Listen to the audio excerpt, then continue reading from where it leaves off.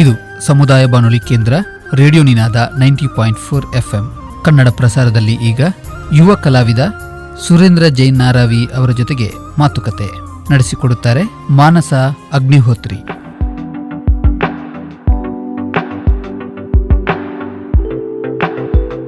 ಕಲೆಗೆ ಕೇವಲ ಆಸಕ್ತಿ ಇದ್ದರೆ ಸಾಲದು, ಅದಕ್ಕೆ ತಕ್ಕ ಪರಿಶ್ರಮ ಮತ್ತು ಸಾಧಿಸುವ ಛಲ ಬೇಕು ಎಂಬುದಕ್ಕೆ ಸೂಕ್ತ ಉದಾಹರಣೆ ಸರಳ ಸಜ್ಜನಿಕೆಯ ಸ್ವಭಾವದ ಬೆಳತಂಗಡಿ ತಾಲೂಕಿನ ನಾರಾವಿ ಗ್ರಾಮದ ಕಲಾಕ್ಷೇತ್ರದ ಸಾಧಕ, ಬಹುಮುಖ ಪ್ರತಿಭೆ, ಹಾಸ್ಯ ಸಿರಿ ಎಂದೇ ಹೆಸರುವಾಸಿಯಾಗಿರುವ TN ಪ್ರೊಡಕ್ಷನ್ ಇದರ ನಿರ್ದೇಶಕ ಸುರೇಂದ್ರ ಜೈನ್ ನಾರಾವಿ. ಇವರು ನಟನೆ, ನಿರ್ದೇಶನ, ಛಾಯಾಗ್ರಹಣ, ಸಂಕಲನ, ಬರವಣಿಗೆ ಈ ರೀತಿಯ ಹಲವು ಕ್ಷೇತ್ರಗಳಲ್ಲಿ ಕಾರ್ಯನಿರ್ವಹಿಸಿ ಸೈ ಎನಿಸಿಕೊಂಡಿದ್ದಾರೆ. ಪ್ರಸ್ತುತ ಶ್ರೀ ಧರ್ಮಸ್ಥಳ ಮಂಜುನಾಥೇಶ್ವರ ಕಾಲೇಜಿನ ತಾಂತ್ರಿಕ ವಿಭಾಗದಲ್ಲಿ ಕಾರ್ಯನಿರ್ವಹಿಸುತ್ತಿರುವ ಇವರು ಇಂದು ನಮ್ಮ ಜೊತೆ ಸಂದರ್ಶನದಲ್ಲಿದ್ದಾರೆ. ನಮಸ್ತೆ ಸರ್. ಎಲ್ಲ ಕೇಳುಗರಿಗೂ ನಮಸ್ಕಾರ. ಮೊದಲನೇದಾಗಿ ನಿಮಗೆ ಈ ಕಲೆ, ಸಾಹಿತ್ಯ ಇದರ ಕುರಿತಾದಂತಹ ಆಸಕ್ತಿ ಯಾವ ರೀತಿ ಶುರುವಾಯಿತು? ನನಗೆ ಸಾಹಿತ್ಯ ಕಲಾಕ್ಷೇತ್ರದಲ್ಲಿ ಮೊದಲಿಗೆ ರಂಗಭೂಮಿಯ ಕಡೆ ಹೆಚ್ಚು ಆಸಕ್ತಿ ಬಂದಿರೋದು.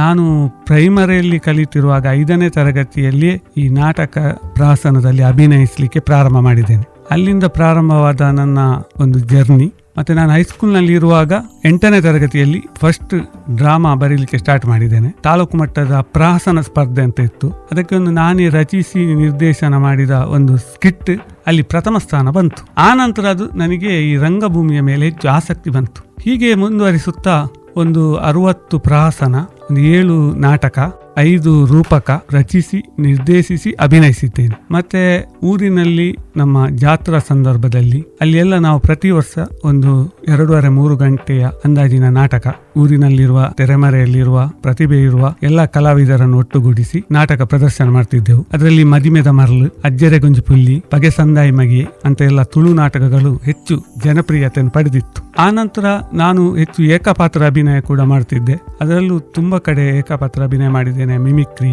ಹೀಗೆ ಮುಂದುವರಿಸುತ್ತಾ. ಆದರೆ ಅಷ್ಟೊಂದು ನನಗೆ ಪ್ರೋತ್ಸಾಹ ಇರಲಿಲ್ಲ, ಮತ್ತೆ ಪ್ರಚಾರ ಕೂಡ ಇರಲಿಲ್ಲ.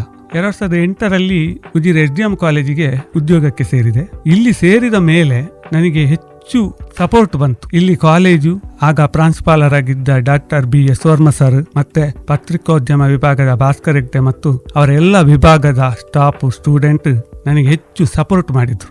ಇಲ್ಲಿ ಬಂದ ಮೇಲೆ ಆಗ ಹೆಚ್ಚು ವಿದ್ಯಾರ್ಥಿಗಳು, ಜರ್ನಲಿಸಂ ಸ್ಟೂಡೆಂಟ್, ಡಾಕ್ಯುಮೆಂಟ್ರಿ ಮತ್ತೆ ಶಾರ್ಟ್ ಮೂವಿ ಎಲ್ಲ ಮಾಡ್ತಿದ್ರು.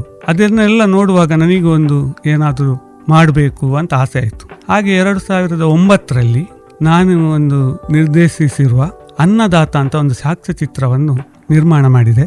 ಅದು 1 ವರ್ಷ ಚಿತ್ರೀಕರಣ ಮಾಡಿದೆ. ನಮ್ಮ ದಕ್ಷಿಣ ಕನ್ನಡ ಜಿಲ್ಲೆಯಲ್ಲಿ ಇರುವ 3 ಬೆಳೆ ಆಗುತ್ತೆ, ಎಣ್ಣೆಳು, ಸುಗ್ಗಿ, ಕೊಳಕೆ ಅಂತ ವ್ಯವಸಾಯ.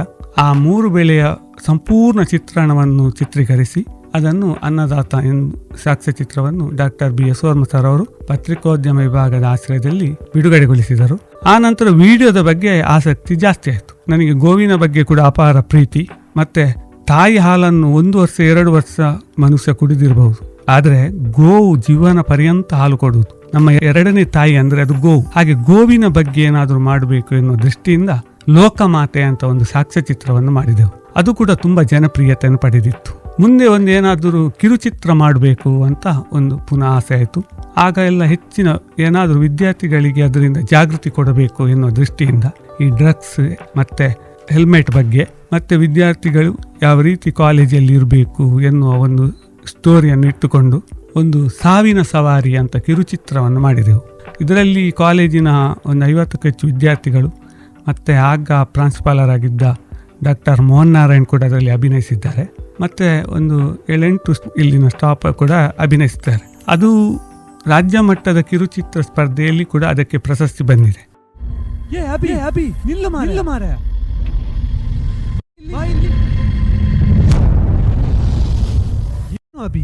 ನಿನ್ಗೆ ಹುಚ್ಚ ಮಾರ, ಬೈಕ್ ಕೊಡಿಸಿಲ್ಲ ಅಂತ ಸಾಯುವ ಮಟ್ಟಕ್ಕೆ ಬಂದಿಯಲ್ಲ. ಬಾಲ್ಯದಿಂದ ಇಲ್ಲಿವರೆಗೂ ನಿಮ್ಮ ಕಲೆಯ ಹಾದಿ ಮತ್ತು ನಿಮ್ಮ ವಿಚಾರಧಾರೆಗಳನ್ನೆಲ್ಲ ಕೇಳ್ತಾ ಇದ್ರೆ ನಿಮ್ಮ ಸಂದರ್ಶನ ಮಾಡೋದಕ್ಕೆ ನಿಜಕ್ಕೂ ನನಗೆ ಹೆಮ್ಮೆ ಆಗ್ತಾ ಇದೆ. ತೆಲಿಕೆ ನಲಿಕೆ ಟ್ರೋಲ್ಸ್ ಇದರ 100 ಸಂಚಿಕೆ ಈಗಾಗಲೇ ಹೊರಗಡೆ ಬಂದಿದೆ. ಸೊ ಇದರ ಪ್ರಾರಂಭ ಹೇಗಿತ್ತು, ಇದ್ರ ಹೆಸರು ಹೇಗೆ ಬಂತು ಅಂತ? ಈ ತೆಲಿಕೆ ನಲಿಕೆ ಹೆಸರು ಬರಲು ಕಾರಣ, ನಾವು ಒಂದು ಸಲ ಒಂದು ರೂಪಕ ಮಾಡಿದ್ದೆವು, ತೆಲಿಕೆದ ನಲಿಕೆ ಅಂತ, ಫುಲ್ ಕಾಮಿಡಿ. ಅದನ್ನು ಕೂಡ ನಮ್ಮ ಕಾಲೇಜಿನಲ್ಲಿ ಪ್ರದರ್ಶನ ಮಾಡಿದ್ದೆವು. ಅದರಲ್ಲಿ ವಿದ್ಯಾರ್ಥಿ ಸ್ಟಾಫ್ ಎಲ್ಲ ಸೇರಿ ಮಾಡಿರುವಂಥದ್ದು.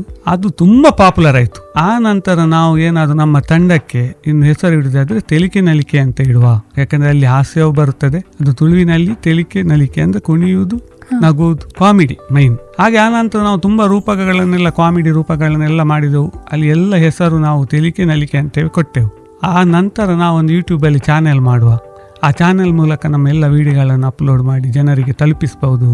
ಸಾಮಾಜಿಕ ಜಾಲತಾಣ ಇಷ್ಟು ಮುಂದುವರಿತಿದೆ ಅಲ್ಲ ಅಂತ ನಾವು ಎಲ್ಲರ ಮಾರ್ಗದರ್ಶನದ ಮೇರೆಗೆ ಅದನ್ನ ತೆಲಿಕೆ ನಲಿಕೆ ಪ್ರೊಡಕ್ಷನ್ ಅಂತ ಯೂಟ್ಯೂಬ್ ಚಾನೆಲ್ ಪ್ರಾರಂಭಿಸಿದೆ. ಅದರಲ್ಲಿ ನಮ್ಮ ಅನ್ನದಾತದಿಂದ ಇಲ್ಲಿಯವರೆಗೆ ರೂಪಕ, ನಾಟಕ ಮತ್ತೆ ಆಲ್ಬಮ್ ಸಾಂಗ್ ಬೇರೆ ಬೇರೆ 30 ಸೆಕೆಂಡಿಂದ 3 ಗಂಟೆಯ ತನಕದ ಒಂದು 235 ವಿಡಿಯೋ ಈಗ ಲಭ್ಯವಿದೆ. ಫಸ್ಟ್ ಲಾಕ್ಡೌನ್ ಆದ ಮೇಲೆ ಸ್ವಲ್ಪ ನನಗೆ ಯಾವುದು ಮಾಡುವುದಂತ ತಲೆಗೆ ಹೋಗದೆ ಸ್ಟಿಲ್ ಆಗಿತ್ತೆ. ಆಗ ನಮ್ಮ ಯಶೋರ್ಮ ಸರ್ ಅವರು ಮುಂದೆ ಏನು ಮಾಡುತ್ತಿ ಅಂತ ಕೇಳುವಾಗ ನಾನೀಗ ಸದ್ಯಕ್ಕೆ ಏನು ಮಾಡ್ತಾ ಇಲ್ಲ ಅಂತ ಹೇಳಿದೆ. ಅದಕ್ಕೆ ಅವರು 1 ಮಿನಿಟಿನಿಂದ ಅಥವಾ 2 ಮಿನಿಟಿನ ಒಳಗಿನ ಏನಾದರೂ ಕಾಮಿಡಿ ಅಥವಾ ಅವೇರ್ನೆಸ್ ವಿಡಿಯೋ ಮಾಡಿದರೆ ಈಗ ತುಂಬ ಪಾಪ್ಯುಲರ್ ಆಗುತ್ತೆ ಅಂತ ಹೇಳಿದರು. ಅವರ ಮಾತನ್ನು ನಾನು ಆಶೀರ್ವಾದ ಅಂತ ತೆಗೆದುಕೊಂಡು ಮುಂದೆ ಕಾಮಿಡಿ ವಿಡಿಯೋ ಮಾಡಲಿಕ್ಕೆ ಹೊರಟೆ. ಸ್ಟಾರ್ಟಿಂಗ್ ಮಾಡಿರುವುದು ಕೇವಲ 30 ಸೆಕೆಂಡ್ ಇತ್ತು. ಆಗ ಸೆಕೆಂಡ್ ಲಾಕ್ಡೌನ್ ಆಗಿತ್ತು. ಆಗ ನಾವು ಫ್ರೀ ಇದ್ದೆವು. ಅಲ್ಲಿ ಹತ್ತಿರದಲ್ಲಿ ಎಲ್ಲ ನನ್ನ ಫ್ರೆಂಡ್ಸ್ನವರೆಲ್ಲ ಫ್ರೀ ಇದ್ರು. ಆಗ ಈ ಮಸಾಲ್ ಪುರಿ ಎಲ್ಲಿಯೂ ಸಿಗ್ತಿರ್ಲಿಲ್ಲ. ಆಗ ಅದು ಸಣ್ಣ ಕಾನ್ಸೆಪ್ಟ್. ಒಬ್ಬ ಕೇಳುದು ನನಗೆ ಮಸಾಲ್ ಪುರಿ ಬೇಕಿತ್ತು ಅಂತ. ಈಗ ಲಾಕ್ಡೌನ್ ಅಲ್ಲ, ಎಲ್ಲಿ ಸಿಗುದಿಲ್ಲಲ್ಲ. ಇಲ್ಲ, ನನಗೆ ಮಸಾಲ್ ಪುರಿ ಬೇಕೆ ಅಂತ. ಆಗ ನಾನು ತಂದು ಕೊಡುವ ಅಂತ ಹೋಗಿ ಅವನು ತರುವಾಗ ಒಂದು ಸ್ವಲ್ಪ ಮಸಾಲೆ, ಮತ್ತೊಂದು ನಮ್ಮ ತುಳುವಿನಲ್ಲಿ ಪುರಿ ಅಂದ್ರೆ ಹುಳ, ತೆಗೊಳ್ಳಿ ಮಸಾಲ್ ಪುರಿ. ಆ ವಿಡಿಯೋನು ನಾವು ವಾಟ್ಸಪ್ ಅಲ್ಲಿ ಬಿಟ್ಟೆವು. ಅದು ಮರುದಿನ ಎಲ್ಲ ಕಡೆ ಹೋಗುವಾಗ ಇವರು ಆ ಆಕ್ಟ್ ಮಾಡಿದವರ ಹತ್ರ ಮಸಾಲ್ ಪುರಿ ಬೇಕಾ ಅಂದ್ರೆ ಆ ವಿಡಿಯೋ ನೋಡಿ ಅಷ್ಟು ಪ್ರಚಾರ ಆಯ್ತು. ಹಾಗಾದ್ರೆ ನಾವು ಏನಾದ್ರು ಮಾಡಿದ್ರೆ ಹಿಟ್ ಆಗ್ತದೆ ಅಂತ ಗೊತ್ತಾಯ್ತು. ಅಲ್ಲಿಂದ ಕಂಟಿನ್ಯೂ ಮಾಡ್ಲಿಕ್ಕೆ ಹೊರಟೆವು. 30 ಸೆಕೆಂಡು, 1 ನಿಮಿಷ, 2 ನಿಮಿಷದ ಒಳಗೆ. ಹಾಗೆ 99 ವಿಡಿಯೋ ತನಕ ಮುಂದುವರೆದೆವು. ಇನ್ನು 100ನೇ ವಿಡಿಯೋ ಸ್ವಲ್ಪ ದೊಡ್ಡ ಮಟ್ಟದ ಇರಬೇಕು, ಏನಾದರೂ ಹೊಸತನ ಇರಬೇಕಂತ ಮೊನ್ನೆ ಅಕ್ಟೋಬರ್ 12ಕ್ಕೆ ನಮ್ಮ ಕಾಲೇಜಿನಲ್ಲಿ ಅದನ್ನು ಬಿಡುಗಡೆ ಮಾಡಿದ್ವಿ. ನಿಮ್ಮ ತಂಡದ ರಚನೆ ಹೇಗಾಯ್ತು? ಯಾರೆಲ್ಲ ಇದ್ದಾರೆ? ನಿಮ್ಮ ತಂಡದ ಬಗ್ಗೆ ಒಂದು ಸ್ವಲ್ಪ ಹೇಳ್ಬೋದಾ? ತಂಡ ಅಂದ್ರೆ ನಾನು ಹೋದ ಕಡೆ ಎಲ್ಲ ಒಂದು ತಂಡ ಮಾಡುದು. ಈಗ ಊರಿನಲ್ಲಿ ಸ್ವಲ್ಪ ಕಲಾವಿದರು, ಇಲ್ಲಿ ಬರುವಾಗ ಇಲ್ಲಿಯ ಸ್ಟಾಫ್, ಸ್ಟೂಡೆಂಟ್ ಯಾರೆಲ್ಲ ಇರ್ತಾರೆ, ಯಾರು ಸ್ವಲ್ಪ ಪ್ರತಿಭೆ ಇರ್ತಾರೆ, ಅವರನ್ನೆಲ್ಲ ಒಟ್ಟುಗೂಡಿಸಿ ಒಂದು ತಂಡ ಅಂತ ಮಾಡುದು. ಇಲ್ಲಿ ಕೂಡ ನಾವು ಒಂದು 2010ರಿಂದ ಹೆಚ್ಚಾಗಿ ನಮ್ಮ ಇಲ್ಲಿ ಒಂದು ಟೀಮ್ ಆಗಿ ಮಾಡಿದ್ದೇವೆ.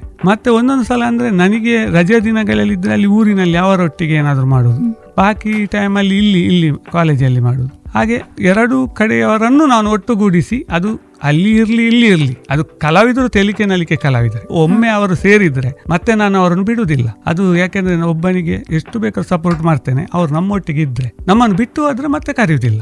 ಹಾಗೆ ತೆಲಿಕೆ ನಲಿಕೆ ತಂಡ ಹೀಗೆ ಮುಂದುವರಿತಿದೆ. ಮತ್ತೆ ಇದರಲ್ಲಿ ಇದ್ದವರು ಈಗೆಲ್ಲ ಬೇರೆ ಬೇರೆ ಕಡೆ ಜಾಬಲ್ಲಿ ಇದ್ದಾರೆ. ಆದ್ರೆ ನಮಗೆ ಏನಾದ್ರೂ ಹೆಲ್ಪ್ ಬೇಕಾದ್ರೆ ನಾನೊಂದು ಕೂಡಲೇ ಕೇಳಿದ್ರೆ ಅವ್ರು ಕೂಡಲೇ ಸ್ಪಂದಿಸ್ತಾರೆ ನಮ್ಮ ಟೀಮ್ ಅಂತ. ಅದು ತುಂಬಾ ಖುಷಿ ಆಗುತ್ತೆ. ತೆಲಿಕೆ ನಲಿಕೆ ಟ್ರೋಲ್ಸ್ ಈಗ ಹೆಚ್ಚಿನ ಪ್ರತಿಕ್ರಿಯೆನ ಅದು ಪಡಿತಾ ಇದೆ. ಆರಂಭದ ದಿನಗಳಲ್ಲಿ ಅದಕ್ಕೆ ಪ್ರತಿಕ್ರಿಯೆ ಹೇಗಿತ್ತು ಮತ್ತೆ ಈಗ ಪ್ರತಿಕ್ರಿಯೆ ಯಾವ ರೀತಿ ಇದೆ? ಅದೇ ಆರಂಭದಲ್ಲಿ ಅಂದ್ರೆ ನಮ್ಮಲ್ಲಿ ಅಭಿನಯ ಮಾಡಿದವರು ಯಾವುದೇ ವೇದಿಕೆಗೆ ಹೋದವರಲ್ಲ, ಯಾವುದೇ ಕಲಾವಿದರಲ್ಲ. ಅವರು ನಿಜ ಜೀವನದಲ್ಲಿ ತುಂಬಾ ಹಾಸ್ಯ ಮಾತಾಡುದು, ಮತ್ತೆ ಎಲ್ಲರ ಜನರೊಟ್ಟಿಗೆ ಬೆರೆತು ಎಲ್ಲರಿಗೂ ಪರಿಚಯ ಇರುವವರು. ನಾನು ಅಂತವರಿಗೆ ಹೆಚ್ಚು ಅವಕಾಶ ಕೊಡುದು. ಆಗ ಅವರಿಗೆ ಅಂದ್ರೆ ಕೆಲವರಿಗೆ ಗೊತ್ತಿರುವುದಿಲ್ಲ. ಅಂದ್ರೆ ತುಂಬಾ ಜನ ನಮಗೆಲ್ಲ ವ್ಯಂಗ್ಯವೂ ಮಾಡಿದ್ದಾರೆ. ಪಾಪ ಅವರನ್ನು ಹಿಡ್ಕೊಂಡು ಏನ್ ಮಾಡ್ತೀರಿ, ಆದ್ರೆ ನಾನು ಆ ಸಂದರ್ಭದಲ್ಲಿ ಏನು ಅವರಿಗೆ ಹೇಳಲಿಲ್ಲ. ಆದ್ರೆ ನನ್ನ ಮನಸ್ಸಲ್ಲಿತ್ತು, ಆ ಕಲಾವಿದರನ್ನು ಹಿಡ್ಕೊಂಡು 100 ವಿಡಿಯೋ ಮಾಡಿ ಅವರಿಗೆ ತೋರಿಸ್ಬೇಕು. ಅದು 50 ವಿಡಿಯೋ ಆದ ಮೇಲೆ ಎಲ್ಲರೂ ನಮ್ಮನ್ನು ಬೇರೆ ರೀತಿಯಲ್ಲಿ ಮಾತಾಡ್ಲಿಕ್ಕೆ ಪ್ರಾರಂಭ ಮಾಡಿದ್ರು. ಅಂದ್ರೆ ನೀವು ಅವರನ್ನು ಹಿಡ್ಕೊಂಡು ಇಷ್ಟೆಲ್ಲ ಮಾಡ್ತಿದ್ದೀರಲ್ಲ ಅಂದ್ರೆ ನನಗೆ ಅದು ಬೇಕಿತ್ತು. ಈಗ ಯಾರಾದ್ರೂ ಹೇಳಿದ್ರೆ ನಾನು ಆಗ ಉತ್ತರ ಕೊಡುವುದಿಲ್ಲ, ನಾನು ಏನಾದ್ರು ಸಾಧನೆ ಮಾಡಿಯೇ ಅವರಿಗೆ ಉತ್ತರ ಕೊಡಬೇಕು. ಈಗ ಮೊನ್ನೆ 100 ವಿಡಿಯೋ ಆದ ಮೇಲೆ ಮಾತಾಡೋದವರು ಬಂದು ನನಗೆ ಶುಭಾಶಯ ಕೊಡ್ತಿದ್ದಾರೆ. ಅಂದರೆ ಅದರಿಂದ ಎಷ್ಟೋ ಬದಲಾಯಿತು. ಮತ್ತು ನಾವು ಬೇರೆ ಬೇರೆ ಊರಿನಿಂದೆಲ್ಲ ಅಭಿಪ್ರಾಯ ಕಲೆಕ್ಟ್ ಮಾಡುವಾಗ ಹೆಚ್ಚಿನವರು ನಮ್ಮ ವಿಡಿಯೋದ ಬಗ್ಗೆ ತುಂಬ ಮೆಚ್ಚುಗೆ ವ್ಯಕ್ತಪಡಿಸಿದ್ದಾರೆ. ಇನ್ನೂ ಕಂಟಿನ್ಯೂ ಮಾಡಿ ಹೇಳಿದ್ದಾರೆ. ಮತ್ತು ನಮ್ಮಿಂದ ಎಂಥ ಸಪೋರ್ಟ್ ಇದ್ದರೂ ಕೊಡ್ತೇವೆ ಅಂತ ಹೇಳಿದ್ದಾರೆ. ಅದು ನಮಗೆ ಸಂತೋಷ.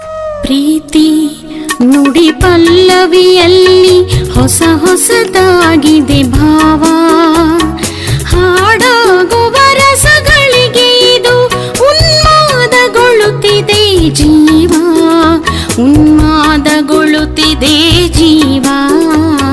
ಪ್ರೀತಿ ನುಡಿ ಪಲ್ಲವಿಯಲ್ಲಿ ಹೊಸ ಹೊಸದಾಗಿದೆ ಭಾವ. ಮೊಬೈಲ್ಗಳಲ್ಲಿ ವಿಡಿಯೋ ನೋಡೋದು ಸುಲಭ, ಆದರೆ ಅದನ್ನ ವಿಡಿಯೋ ತಯಾರಿಸುವ ಹಿಂದೆ ಒಂದು ದೊಡ್ಡ ಕಥೆನೇ ಇರುತ್ತೆ ಅದಕ್ಕೆ. ಆಗ ನಿಮಗೆ ವಿಡಿಯೋ ಪ್ರೊಡಕ್ಷನ್ ಮಾಡುವಲ್ಲಿ ಬಂದಂಥ ಸವಾಲುಗಳೇ ಹೇಗಿತ್ತು ಸರ್? ಅದೇ, ನಮ್ಮ ಎಲ್ಲ ವಿಡಿಯೋ ತುಂಬ ಲೋ ಬಜೆಟಲ್ಲಿ, ಯಾಕೆಂದರೆ ನಾವು ತುಂಬ ಖರ್ಚು ಮಾಡಲಿಕ್ಕೆ ನಮಗೆ ಇದರಿಂದ ಯಾವುದೇ ಆದಾಯ ಇಲ್ಲ. ಇದು ಕೇವಲ ನಾವು ಮನೋರಂಜನೆಗೆ ಮಾಡೋದು. ಮತ್ತು ನನಗೆ ತುಂಬ ಟೈಮು ಕೂಡ ಇಲ್ಲ, ಯಾಕೆಂದರೆ ನಾನು ಬೆಳಿಗ್ಗೆ 7 ಗಂಟೆಗೆ ಮನೆಯಿಂದ ಹೊರಟ್ರೆ ರಾತ್ರಿ 8 ಗಂಟೆಗೆ ಹೋಗೋದು. ನನಗೆ ಸಿಗುವುದು ಸಂಡೇ ಮಾತ್ರ. ಆ ಒಂದು ದಿನ ಸಂಡೇಯಲ್ಲಿ ಮನೆ ಕೆಲಸ ಮಾಡಿಕೊಂಡು ಮಧ್ಯಾಹ್ನ ಮೇಲೆ ಏನಾದರೂ ಮಾಡೋದು. ಹಾಗೆ ಪ್ರತಿ ಸಂಡೇ ಏನಾದರೂ ಒಂದು ಕಾನ್ಸೆಪ್ಟ್ ಮಾಡ್ತಿದ್ದೆವು. ಆದರೆ ಮೊಬೈಲ್ನಲ್ಲಿ ನೀವು ಹೇಳಿದಾಗೆ ತುಂಬ ಕಷ್ಟ ಆಗ್ತಿತ್ತು, ಯಾಕೆಂದರೆ ಅಲ್ಲಿ ನಾವು ಚಿತ್ರೀಕರಣ ಮಾಡುವಾಗ ನಾವು ಆ ಡೈರೆಕ್ಟ್ ವಾಯ್ಸನ್ನೇ ಹಾಕೋದು. ಈಗ ಅಲ್ಲಿ ಏನು ಶಬ್ದ ಆದರೂ ಅದು ಬರ್ತದೆ. ಅದನ್ನು ಪುನಃ ನಾವು ವಾಯ್ಸ್ ರೆಕಾರ್ಡಿಂಗ್ ಮಾಡಿ ಲಿಪ್ ಮೂಮೆಂಟಿಗೆ ಹಾಕಿದರೆ ಅದು ಮೊಬೈಲಲ್ಲಿ ಮಾಡಲಿಕ್ಕೆ ಆಗೋದಿಲ್ಲ, ಮತ್ತು ಪರ್ಫೆಕ್ಟ್ ಆಗೋದಿಲ್ಲ. ಆದರೆ ಅಲ್ಲಿ ಯಾವಾಗ ಸೈಲೆಂಟ್ ಆಗುತ್ತದೆ ಅಂತ ಕಾಯ್ತೇವೆ ನಾವು.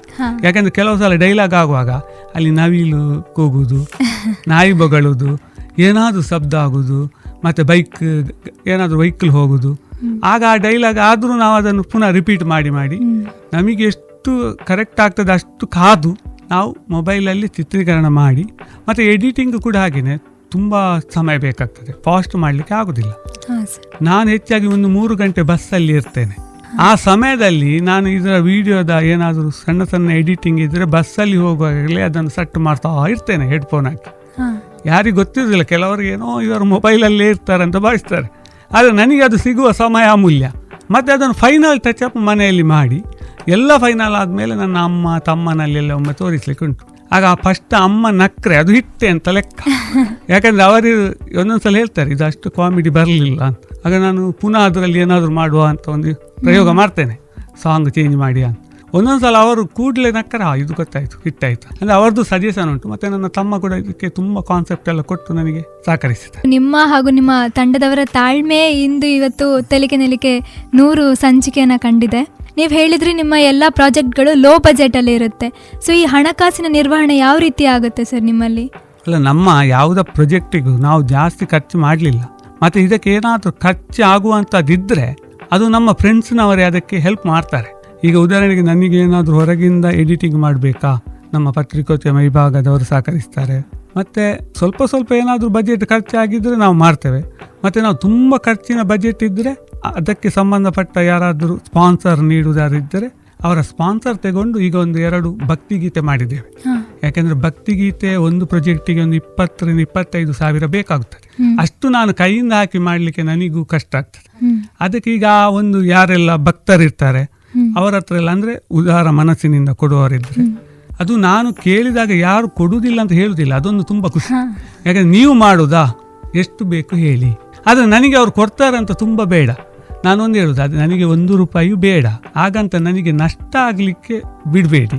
ಅದು ಒಂದು 2 ಭಕ್ತಿಗೀತೆ ಮಾಡಿದೆವು, ತುಂಬ ಪಾಪ್ಯುಲರ್ ಆಯಿತು. ಒಂದು ತುಳುವಿನಲ್ಲಿ ದೈವದ ಬಗ್ಗೆ ಕಲ್ಕುಡ ಮಹಿಮೆ ಅಂತ, ಮತ್ತೊಂದು ಪದ್ಮಾವತಿ ದೇವಿಯ ಬಗ್ಗೆ ಪುಷ್ಪಾನುಗ್ರಹ.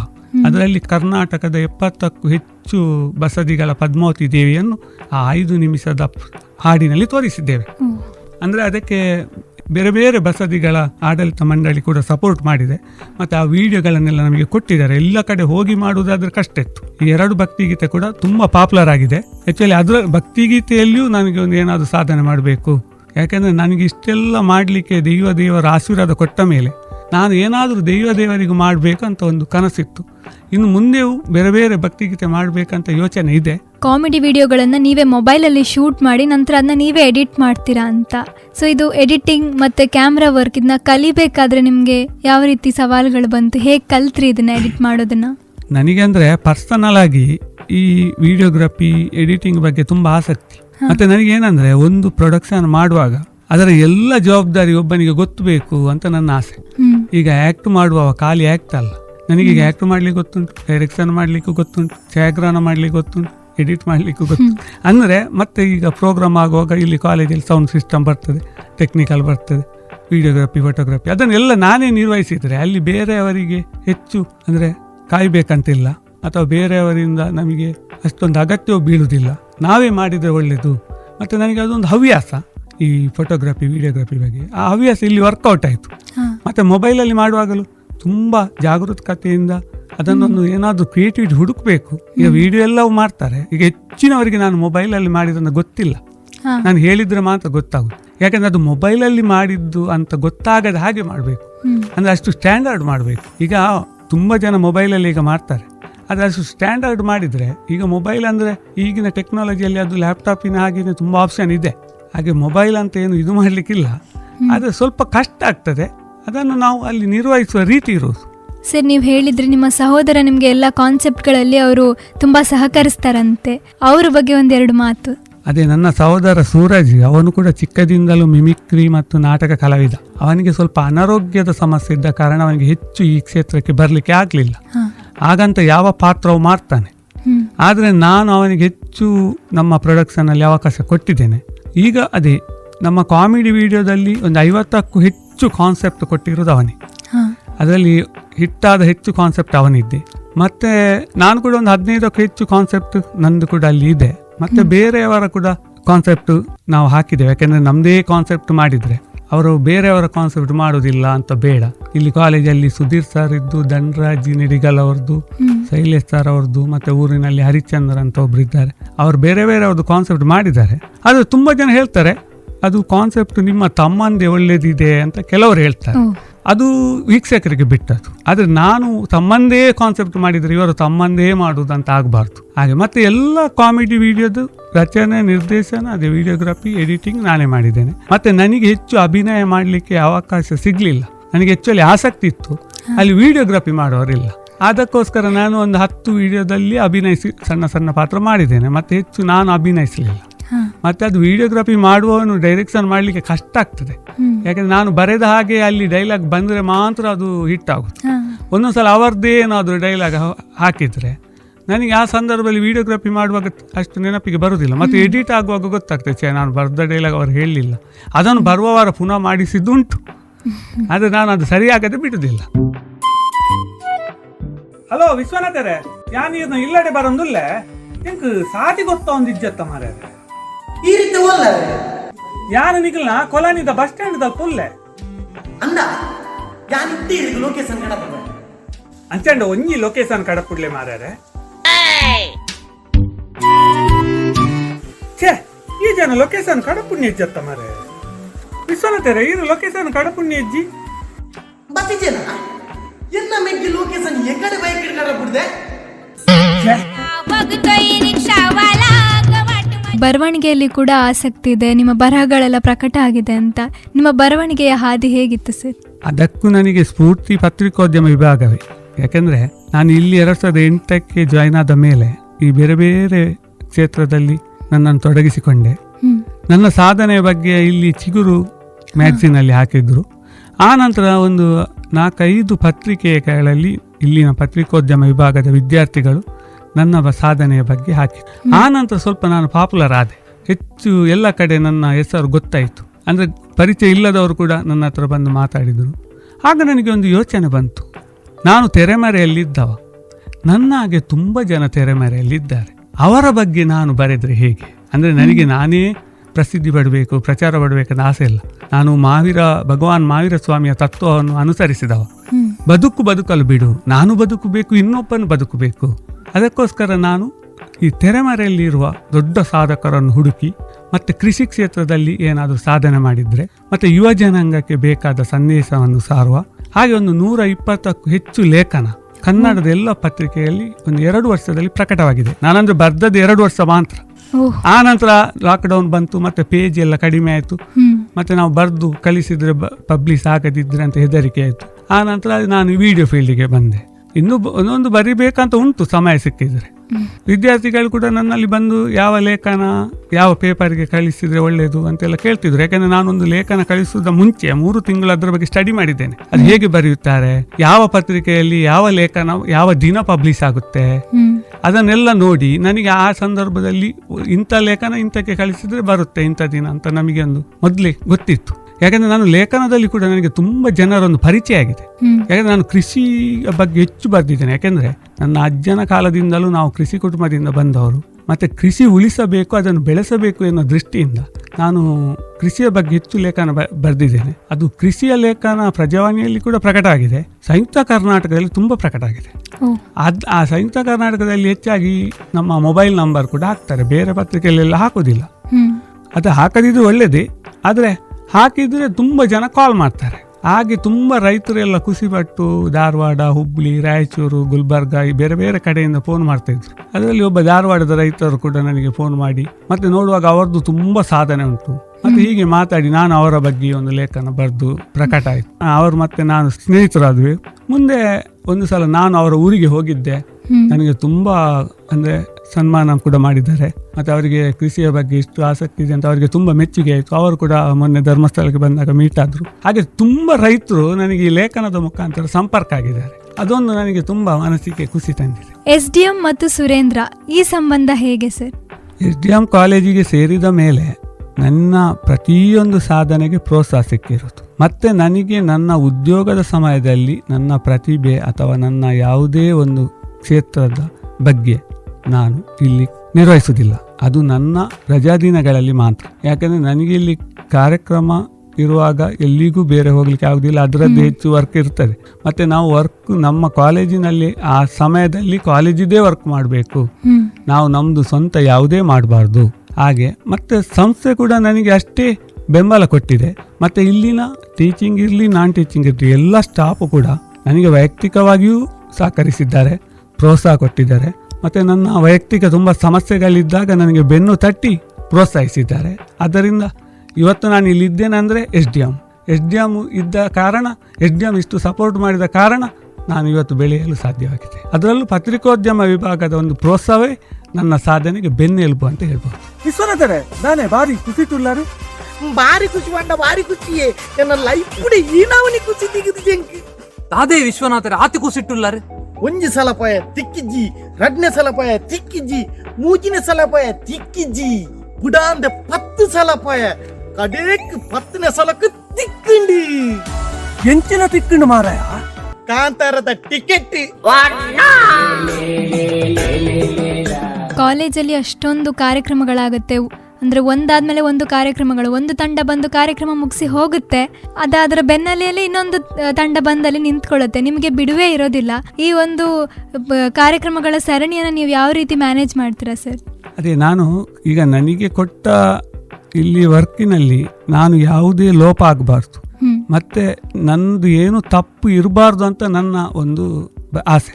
ನಾನು ಮಾಡುವ ಕರ್ತವ್ಯ ಅದು ಪರ್ಫೆಕ್ಟ್ ಆಗಿರಬೇಕು. ಮತ್ತೆ ನನಗೆ ಎಷ್ಟು ಬ್ಯುಸಿಯಾಗಿ ಇದ್ದರೂ ಅದು ಏನೂ ಗೊತ್ತಿಲ್ಲ, ಇನ್ನೂ ಕೆಲಸ ಮಾಡಲಿಕ್ಕೆ ಹೆಚ್ಚು ಆಸಕ್ತಿ. ನನಗೆ ಏನಾದರೂ ಬ್ಯುಸಿ ಇರಬೇಕು, ಸುಮ್ಮನೆ ಕುಳಿತುಕೊಳ್ಳಿಕ್ಕೆ ಆಗೋದಿಲ್ಲ. ಈಗ ಬಸ್ಸಲ್ಲಿ ಹೋಗಲ್ಲ, ನಾನು ಸುಮ್ಮನೆ ಕುಳಿತುಕೊಳ್ಳೋದಿಲ್ಲ.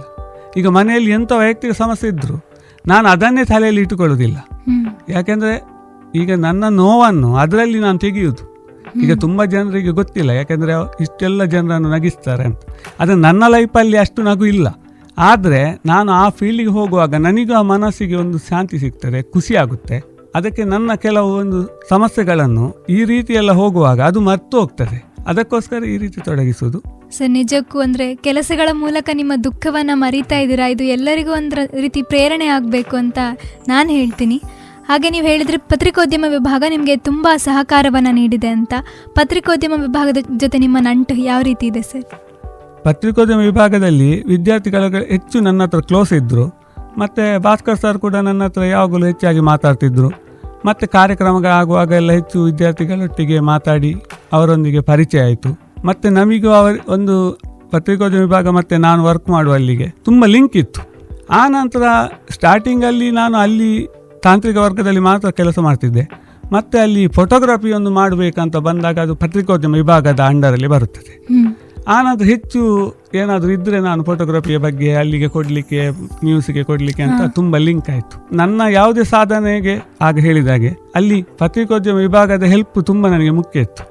ನನಗೆ ಏನಾದರೂ ಕಾಲೇಜಲ್ಲಿ ನನ್ನ ವೈಯಕ್ತಿಕ ಏನಾದರೂ ಇದಕ್ಕೆ ಪ್ರತಿಭೆಗೆ ಬೇಕಾದರೆ ನಾನು ಏನಾದರೂ ಡೌಟ್ ಇದ್ದರೆ ಅಲ್ಲಿಗೇನೆ ಹೋಗುದು. ಅವರು ಕೂಡ ಅದೇ ರೀತಿ ಸಪೋರ್ಟ್ ಮಾಡ್ತಿದ್ರು. ಹಾಗೆ ನಮ್ಮ ನಂಟು ಒಳ್ಳೆಯದಿದೆ. ಮತ್ತು ನಾನು ಕೂಡ ಪತ್ರಿಕೋದ್ಯಮ ವಿಭಾಗಕ್ಕೆ ಏನಾದರೂ ನನ್ನಿಂದ ವರ್ಕ್ ಆಗಿದ್ದರೆ ಅದನ್ನು ಕೂಡಲೇ ಮಾಡಿಕೊಡ್ತೇನೆ. ಅಲ್ಲಿ ವಿದ್ಯಾರ್ಥಿಗಳಿಗೆ ಏನಾದರೂ ಬಂದರು, ಎಷ್ಟು ಬ್ಯುಸಿ ಇದ್ದರೂ ನಾನು ಮೊದಲು ಕೇಳೋದು, ನೀವು ಜರ್ನಲಿಸಮ? ಅದು ಆ ಸಂದರ್ಭದಲ್ಲಿ ಕೊಡ್ತೇನೆ. ಯಾಕೆಂದರೆ ಅವರಿಗೆ ಅದು ನ್ಯೂಸಿಗೆ ಬೇಕು ಅಂತ. ನಾವು ಎಲ್ಲರೊಟ್ಟಿಗೆ ಒಂದೇ ರೀತಿ. ಆದರೆ ಕೆಲವರಿಗೆ ಆದರೆ ಇವತ್ತಾಗದ್ರೆ ನಾಳೆ ಕೊಡುವ, ಅರ್ಜೆಂಟ್ ಇಲ್ಲದಿದ್ದರೆ. ಆದರೆ ಇವರಿಗೆ ನ್ಯೂಸಿಗೆ ಆದರೆ ನನ್ನಿಂದ ಇನ್ನು ಲೇಟ್ ಮಾಡೋದು ಬೇಡ, ಹಾಗೆ. ಸರ್, ನಿಮ್ಮ ಯೂಟ್ಯೂಬ್ ಚಾನೆಲ್ನ ಮುಂದಿನ ಪ್ಲ್ಯಾನ್ಗಳು ಹೇಗಿದೆ ಸರ್? ಅದೇ ಯೂಟ್ಯೂಬ್ ಚಾನೆಲ್ನಲ್ಲಿ ಈಗ ಅಂದಾಜು 235 ವಿಡಿಯೋ ಆಗಿದೆ. ಆದರೆ ಹೀಗೇನೆ ನಂದು ಏನಂದ್ರೆ ಒಂದು ಟ್ರೆಂಡ್ ಯಾವುದು ಇದೆ ಅದರ ಬಗ್ಗೆ ಹೆಚ್ಚು ಮಾಡಬೇಕು. ಈಗ ಕಾಮಿಡಿ ವಿಡಿಯೋದು ಟ್ರೆಂಡ್ ಇದೆ, ಭಕ್ತಿಗೀತೆದು ಟ್ರೆಂಡ್ ಇದೆ. ಭಕ್ತಿಗೀತೆ ಟ್ರೆಂಡ್ ಉಂಟಂತಲ್ಲ, ನಾವೊಂದು ದೇವರಿಗಳಿಗೆ ಒಂದು ಈ ರೀತಿಯ ಸೇವೆ ಕೊಡ್ಬಹುದು, ಸ್ವರಾಭಿಷೇಕ ಅಂತ ಹೇಳ್ತಾರೆ ಭಕ್ತಿಗೀತೆ ಅಂದ್ರೆ. ಹಾಗೆ ಮತ್ತೆ ಮನರಂಜನೆ ದೃಷ್ಟಿಯಿಂದ ಈ ಕಾಮಿಡಿ ವಿಡಿಯೋಗಳನ್ನು ಮಾಡುದು. ಮತ್ತೆ ಸಮಾಜಕ್ಕೆ ಇನ್ನು ಡಾಕ್ಯುಮೆಂಟ್ರೀಸ್ ಮತ್ತೆ ಧಾರ್ಮಿಕ ಕ್ಷೇತ್ರದ ಬಗ್ಗೆಯೂ ಕೆಲವು ಡಾಕ್ಯುಮೆಂಟ್ರಿ ಮಾಡಿದ್ದೇನೆ, ಇನ್ನೂ ಕೆಲವು ಮಾಡಬೇಕಂತ ಇದೆ. ಸಮಯ ಸಿಕ್ಕಿದಾಗ ಇನ್ನೂ ಬೇರೆ ಬೇರೆ ರೀತಿಯ ವಿಡಿಯೋಗಳನ್ನು ಮಾಡ್ತಾ ಇರಬೇಕು ಅಂತ ಆಸೆ ಇದೆ. ಸರ್, ಕೊನೆಯದಾಗಿ ಕೇಳೋದಾದ್ರೆ ಇಂದಿನ ಯುವ ಜನತೆಗೆ ಯಾವ ರೀತಿ ಅವರ ಕ್ರಿಯಾಶೀಲತೆಯನ್ನು ಹೆಚ್ಚಿಸ್ಕೊಳ್ಬೇಕು, ಅವರ ಕಾಲೇಜಿನ ಓದಿನ ಜೊತೆಗೆ ಈ ರೀತಿಯ ಕ್ರಿಯಾತ್ಮಕ ಕೆಲಸಗಳಲ್ಲಿ ಅವ್ರು ಯಾವ ರೀತಿ ಇನ್ವಾಲ್ವ್ ಆಗಬೇಕು ಅಂತ ನೀವು ಹೇಳ್ತೀರಾ ಸರ್? ನಾನು ಯಾವಾಗಲೂ ಒಂದು ಸ್ವಾಮಿ ವಿವೇಕಾನಂದರ ಮಾತನ್ನು ನಂಬಿದ್ದೇನೆ. ಸಾಧನೆ ಇಲ್ಲದೆ ಸತ್ತರೆ ಸಾವಿಗೆ ಅವಮಾನ, ಆದರ್ಶವಿಲ್ಲದೆ ಬದುಕಿದ್ರೆ ಬದುಕಿಗೆ ಅವಮಾನ. ನಾವು ಯಾವುದೇ ಸಮಸ್ಯೆ ಇದ್ದರೂ ನಾವು ಅದನ್ನು ಎದುರಿಸಬೇಕು. ಮತ್ತು ನಮಗೆ ಯಾವುದು ಆಸಕ್ತಿ ಇದೆ ಆ ಕ್ಷೇತ್ರಕ್ಕೆ ಹೋಗಬೇಕು. ಪ್ರಯತ್ನ ಮಾಡಿದರೆ ಮಾತ್ರ ಫಲ ಸಿಗೋದು. ಹೌದು ಸರ್. ಈಗ ನಮ್ಮಲ್ಲಿ ಯಾವುದೇ ಒಂದು ಹವ್ಯಾಸ ಇರ್ಬೋದು ಅಥವಾ ಪ್ರತಿಭೆ ಇರ್ಬೋದು, ಅದಕ್ಕೆ ಸರಿಯಾದ ವೇದಿಕೆ ಬೇಕು, ಪ್ರೋತ್ಸಾಹ ಬೇಕು, ನಮ್ಮ ಪ್ರಯತ್ನ ಮುಖ್ಯವಾಗಿರ್ತದೆ. ಮತ್ತು ನಮಗೆ ಎಷ್ಟೇ ಕಷ್ಟ ಬಂದರೂ ನಾವು ನಮ್ಮ ಗುರಿಯನ್ನು ಮುಟ್ಟಬೇಕು. ವಿದ್ಯಾರ್ಥಿಗಳಿಗೆ ಆ ಕಲಿಯುವ ಸಮಯದಲ್ಲಿ ನಾವು ಕಲಿತೇ ಸಾಧನೆ ಮಾಡಬೇಕು. ಮತ್ತು ನಮ್ಮ ಹವ್ಯಾಸ ಅದನ್ನು ಇದ್ದರೆ ಅದಕ್ಕೂ ಪ್ರಯತ್ನದಿಂದ ಮುಂದುವರಿಬೇಕು. ಆದರೆ ಕಲಿಯುವ ಸಮಯದಲ್ಲಿ ಹೆಚ್ಚು ಕಲಿಕೆಗೆ ಒತ್ತು ನೀಡಬೇಕಂತ ವಿದ್ಯಾರ್ಥಿಗಳಿಗೆ ಹೇಳುವುದು. ಯಾಕೆಂದರೆ ಈಗ ವಿದ್ಯಾಭ್ಯಾಸ ಆದ ಮೇಲೆ ನಾವು ಯಾವ ಕ್ಷೇತ್ರಕ್ಕೂ ಹೋಗ್ಬೋದು, ಆದರೆ ವಿದ್ಯಾ ಕ್ಷೇತ್ರದಲ್ಲಿ ಬೇರೆ ಎಲ್ಲ ತೊಡಗಿ ವಿದ್ಯೆಗೆ ಸಮಸ್ಯೆ ಆಗಬಾರ್ದು. ಹೌದು ಸರ್. ಇದು ವಿದ್ಯಾರ್ಥಿಗಳಿಗೆ ನನ್ನ ಕಿವಿ ಮಾತು. ನಿಮ್ಮ ಕಲೆಯ ಹಾದಿ ಹೀಗೆ ಸಾಗಲಿ. ನೀವು ಮತ್ತಷ್ಟು ಮೈಲಿಗಲ್ಲುಗಳನ್ನು ಸೃಷ್ಟಿಸಿ, ನಾವು ನಿಮ್ಮ ಜೊತೆಗಿದ್ದೇವೆ. ನಾವು ಮತ್ತಷ್ಟು ವಿಡಿಯೋ ಪ್ರೊಡಕ್ಷನ್ನ ನಿಮ್ಮಿಂದ ನಿರೀಕ್ಷಿಸ್ತಾ ಇದ್ದೇವೆ ಸರ್. ಇಷ್ಟು ಹೊತ್ತು ನಮ್ಮ ಸಂದರ್ಶನದಲ್ಲಿ ಪಾಲ್ಗೊಂಡಿದ್ದಕ್ಕಾಗಿ ಧನ್ಯವಾದಗಳು ಸರ್. ನಮಸ್ಕಾರ.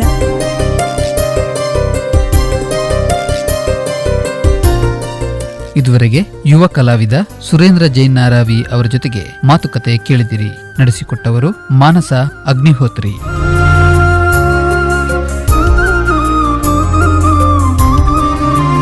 ಇನ್ನೊಂದು ಕಾರ್ಯಕ್ರಮದಲ್ಲಿ ಮತ್ತೆ ಭೇಟಿಯಾಗೋಣ. ಕೇಳ್ತಾ ಇರಿ ರೇಡಿಯೋ ನಿನಾದ 90.4 FM.